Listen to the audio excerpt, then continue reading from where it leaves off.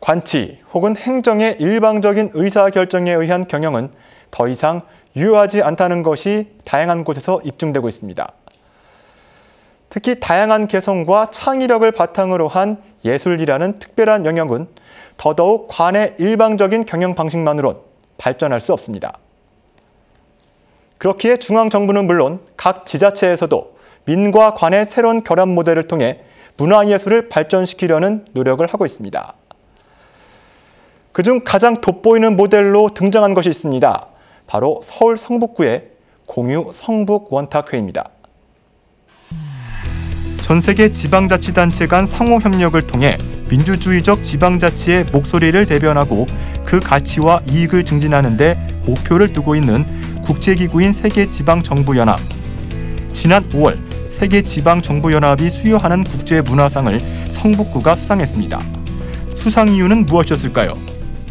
일단은 그 문화협치라는 그 틀에서 성북구와 성북문화재단, 공유성북원탁회의 3자가 가장 적절한 방식으로 문화협치를 진행했다라는 게 이제 결론이었고요. 심사위원들의 평가가 지속가능한 도시 발전을 위한 문화정책의 완벽한 사례다라고 이제 극찬을 해주셨어요.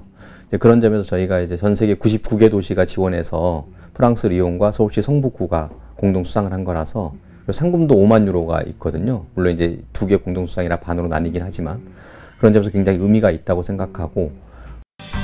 지난 2014년 2월 25일 14개 단체 27명으로 첫 모임을 한 이래 현재 152개 단체 328명으로 확대되면서 성북 지역의 대표적인 문화예술 네트워크 모임으로 성장한 공유 성북원탁회의. 공유 성북원탁회의를 관장하는 공동운영위원장을 선발하는 방식은 기존의 관주도 방식에선 전혀 찾아볼 수 없는 독특한 방식입니다. 기본적으로 이제 공동운영위원장 선발 방식은 하나는 자청과 추천을 통해서 투표를 통해서 한 분을 선발하고요. 다른 한 분은 자청과 추천을 통해서 나온 분들 중에서 사다리 타기를 합니다. 사다리 타기요. 예. 그래서 두 번째 이제 사다리 타기 하신 분을 뭐라고 부르냐면 신탁이라고 부릅니다. 하늘이 내 이제 선택한 일종의 것이라는 거죠. 그래서 두 분이 공동위원장이 되는데 지금까지 공동위원장 임기는 무조건 1년으로 1회밖에 못하게 되어 있어요. 그래서 지금까지 총 8분의 공동위원장이 등장을 했고요. 4년 동안. 그리고 이제 그 외에 누구에게나 열려있는 운영위원회가 있습니다. 행정 편의 중심에서 확연히 벗어난 운영구조를 보이는 공유 성북원탁회의. 그렇다면 지금까지 40회가 넘는 전체 모임을 진행하면서 거듭 성장해온 공유 성북원탁회의가 가지는 강점은 어떤 것일까요? 성북문화재단이 있고 그다음에 이제 성북구와 그다음에 민간의 예술가들이 있잖아요. 그러면 성북문화재단은 공공의 기관이지만 여기서 일하는 사람들은 민간인 신분이거든요. 신분 자체는. 그러니까 공적인 일을 하고 있지만 그러면 이제 성북구는 공무원이고 민간의 예술가들이 있는데 이 둘 사이가 만나게 되면 굉장히 상호 충돌하는 경우가 많습니다. 실제로. 그러니까 예술가들과 공무원 사회라는 것은 굉장히 극과 극에 있거든요. 그러면 이제 그 사이에서 둘이 만나는 것은 뭐냐 하면은 뭔가를 지원을 받거나 지원을 해주거나 이런 관계로 이제 많이 만나게 되는 거죠. 그러면 이제 그 사이에서 잡음도 많이 생기고 충돌하는 거를 많이 보게 되는데 성북문화재단은 어쩌면은 그 사이에서 일종의 번역가 역할을 한다라고 보시면 될 것 같아요. 그래서 공공의 언어라든지 공공의 행정 같은 것들이 어떻게 민간에서 조금 더 부드럽게 유연하게 이게 진행될 수 있는지를 경험하게 해주고 반대로 이제 민간에게는 민간의 언어들을 또 이제 구청에 어떤 그런 것들을 좀 이제 해석하거나 저희가 이제 그런 것들을 소개하는 그런 역할도 할 수도 있고요.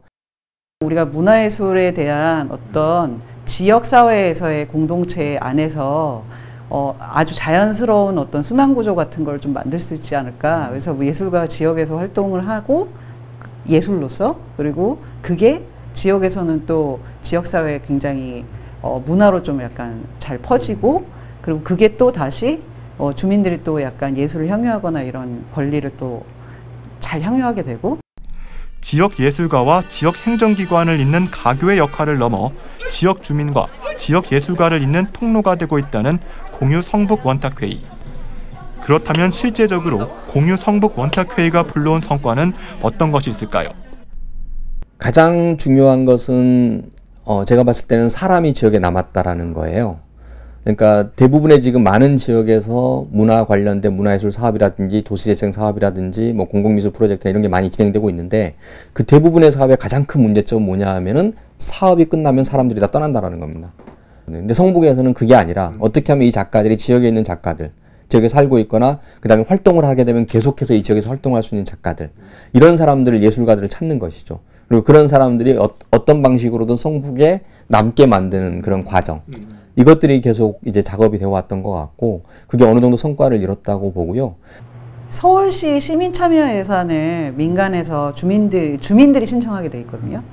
주민들이 신청했던 것 중에 하나가 그 성북정보도서관, 월곡에 있는 성북정보도서관 지하 1층에 있는 컨벤션룸을 극장으로 바꾸는 거였어요. 근데 실제로 그게 돼서 작년에 공사를 하면서 천장산 우화극장이라는 극장이 생겼거든요. 그래서 이것도 그 지역에서 이제 공유성북 원탁기 안에 예술마을 만들기 하는 친구들 중에 그 월곡장이 석관 중심으로 활동하는 친구들이 있어요. 거기 그 월장석 친구들이라는 친구들이 실제로 이제 극장을 어떻게 뭐 블랙박스로 만들어야 된다라든가 뭐 객석을 어떻게 해야 된다라든가 이런 부분에 서로 의견 그 실제로 이제 운영 관련된 부분은 어떻게 간다라든가 이런 논의를 되게 많이 했고 올해 지금 3월에 오픈했거든요. 개관했거든요.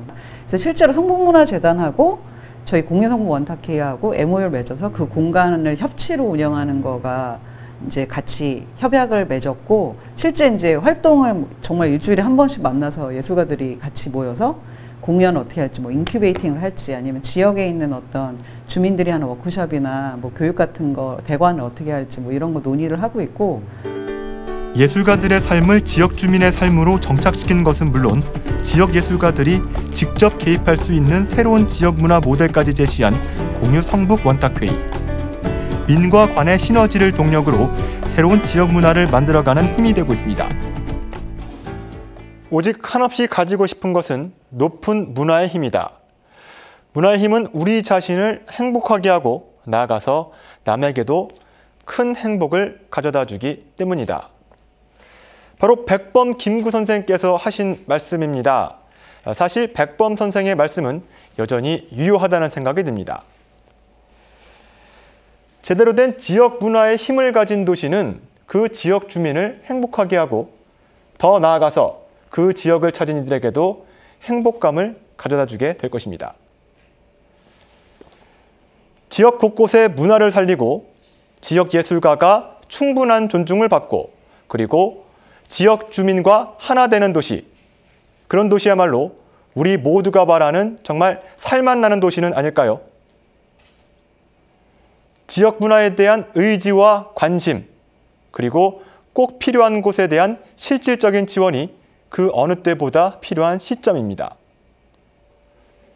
심층 취재 쌍심지, 오늘 순서 여기서 마치겠습니다.